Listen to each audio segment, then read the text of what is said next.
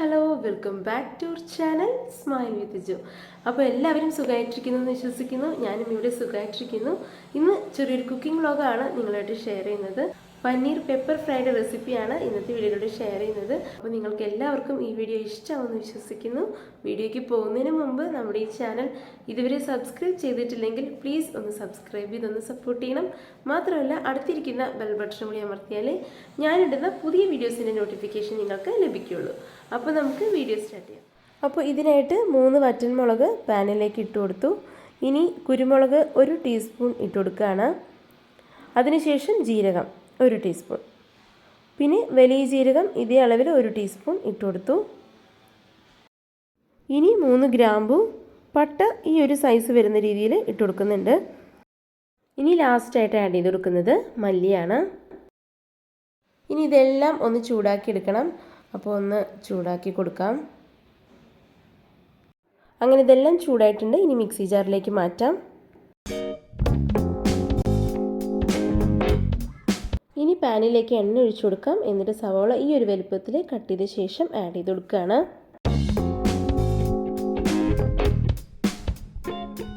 ഇനി ഇതെല്ലാം നന്നായിട്ടൊന്ന് ഫ്രൈ ആക്കി കിട്ടണം. അപ്പോൾ അതിനായിട്ട് കുറച്ച് ഉപ്പ് കൂടി ചേർത്ത് കൊടുത്തു.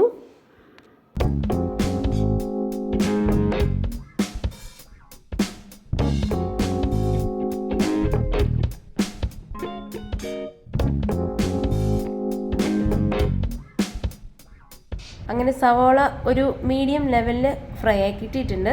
ഈ ഒരു രീതിയിൽ മതിയാവും. ഇനി നമുക്കിതിലേക്ക് ചേർത്ത് കൊടുക്കേണ്ടത് ക്യാപ്സിക്കം ആണ്. ക്യാപ്സിക്കം ഒരെണ്ണം ആഡ് ചെയ്ത് കൊടുക്കാം.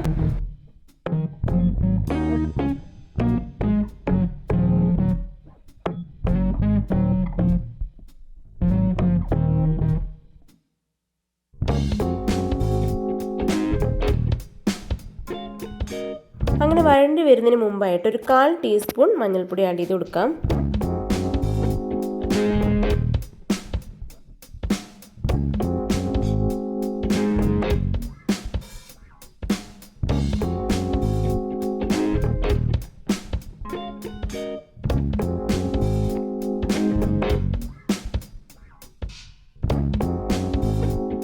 അങ്ങനെ ക്യാപ്സിക്കം, സവാള ഇത് രണ്ടും നന്നായിട്ട് ഫ്രൈ ആയിട്ട് വന്നിട്ടുണ്ട്. ഇനിയാണ് നമ്മൾ നേരത്തെ പൊടിച്ച് വെച്ചേക്കുന്നത് ചേർത്ത് കൊടുക്കുന്നത്.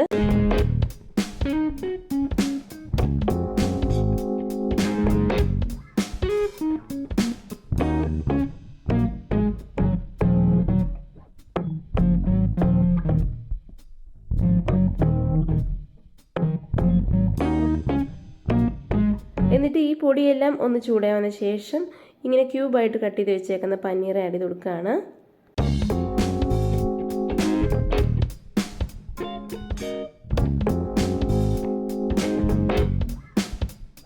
അങ്ങനെ പനീർ ഈ പൊടിയായിട്ട് നന്നായിട്ടൊന്ന് യോജിപ്പിച്ചെടുക്കണം. എന്നിട്ട് ആവശ്യത്തിനുള്ള ഉപ്പ് ആഡ് ചെയ്ത് കൊടുക്കുകയാണ്.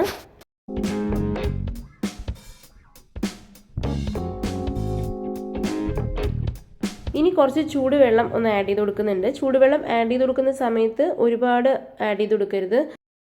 ഒരു 1/4 ഗ്ലാസ്സിന് താഴെ വരുന്ന രീതിയിൽ വളരെ കുറച്ച് മാത്രം ആഡ് ചെയ്ത് കൊടുത്താൽ മതി. കാരണം ഇത് കൂടുതലായിട്ട് വെള്ളം ആഡ് ചെയ്ത് കൊടുക്കുമ്പം പനീർ ഒത്തിരി വെന്ത് പോയി ഒരു പൊടിഞ്ഞൊക്കെ വരുന്ന പോലെയൊക്കെ ആയി പോവും. അപ്പോൾ അതുകൊണ്ടാണ് ഈ ഒരു അളവിൽ വെള്ളം ആഡ് ചെയ്ത് കൊടുക്കാൻ പറയുന്നത്.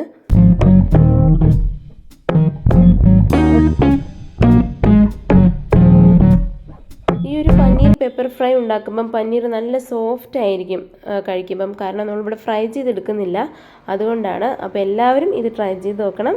എന്നിട്ട് നിങ്ങളുടെ അഭിപ്രായം കമൻറ്റ് ബോക്സിൽ കമൻറ്റ് ചെയ്യാൻ മറക്കരുത്. പിന്നെ ഇതിനകത്ത് ചേർത്തേക്കുന്ന എരിവിൻ്റെ അളവ് ഓരോരുത്തരുടെ ഇഷ്ടത്തിനനുസരിച്ച് മാറ്റാവുന്നതാണ്. അപ്പോൾ നിങ്ങൾക്ക് എല്ലാവർക്കും ഈ വീഡിയോ ഇഷ്ടമായി വിശ്വസിക്കുന്നു.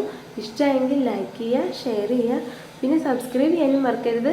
മറ്റൊരു നല്ലൊരു വീഡിയോ ആയിട്ട് വീണ്ടും കാണാം. Till then, bye bye.